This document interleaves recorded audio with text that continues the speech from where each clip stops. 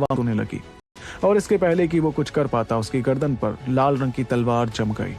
इसके अलावा उस तलवार की धार इतनी ज्यादा थी कि डोडो की गर्दन पर हल्का सा जख्म पड़ा जिसमें से खून की बूंद टपकने लगी।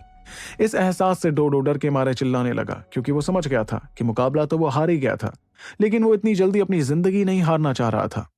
बिजौरा ने सिर्फ 2 ही हमलों में डोडो को हरा दिया था। इस तरह के नतीजे को देखकर मैदान में बैठे सभी लोग हैरानी में आपस में बातें करने लगे।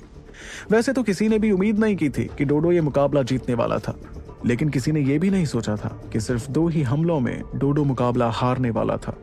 इतने में बिजौरा की रफ्तार देखकर ध्रुव ने कुछ सोचते हुए कहा, इसकी रफ्तार तो कुछ ज्यादा ही खतरनाक है। ये कहते हुए वो लगातार बिजौरा को देख रहा था, जिसके चेहरे पर परेशानी का कोई नामो निशान नहीं था, बल्कि वो तो फिलहाल डोडो की जान लेने के इरादे से तैयार खड़ा था। तभी ध्रुव के बगल में बैठी ईरा ने ध्रुव के चेहरे की फिक्र देखकर उससे कहा, बिजौरा का सबसे ताकतवर हथियार उसकी रफ्तार ही है, और तो और उसके पास क्लास 2 की एक रफ्तार बढ़ाने वाली तकनीक भी है, ब्लड शैडो तकनीक। उस तकनीक का इस्तेमाल कर बिजौरा डोडो के ठीक पीछे चला गया, जिसकी खबर डोडो को बिल्कुल नहीं लगी। और तो और बिजौरा काफी ताकतवर भी है। मेरे ख्याल से तुम उसकी तलवार तो देख ही रहे होंगे। ऐसी तलवार को उठाने के लिए बहुत ताकत की जरूरत पड़ती होगी। ईरा ध्रुव को यह सब इसलिए बता रही थी क्योंकि वो जानती थी कि शायद ध्रुव की रफ्तार बिजौरा के बराबर थी। इसलिए अगर बिजौरा का मुकाबला कभी ध्रुव से हुआ तो कम से कम ध्रुव को ये तो पता होगा कि उसे किस चीज से बचकर रहना था।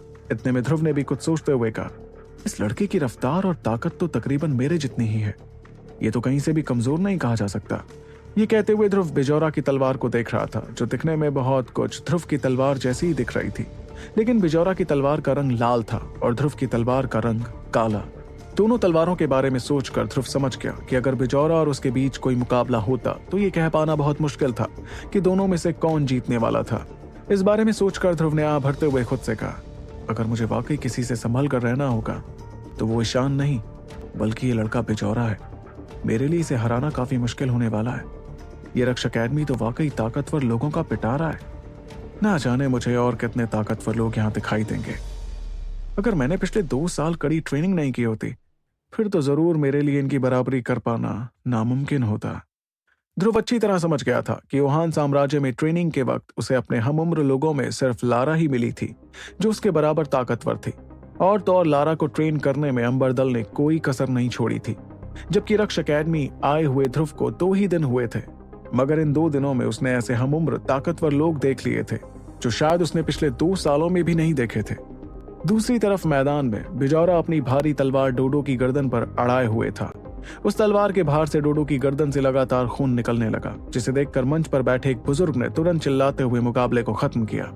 रक्ष अकेडमी अच्छी तरह जानती थी कि ऐसे मुकाबलों में जख्म हर तरह से जायज थे, लेकिन किसी की मौत बिल्कुल जायज नहीं थी।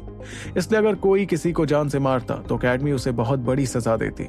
लेकिन बिजौरा के मामले में तो खुद बुजुर्ग भी थोड़ा घबरा रहे थे, क्योंकि उसके लिए किसी को मारना बहुत ही आम बात थी। यही वजह थी कि बुजुर्ग ने जरा भी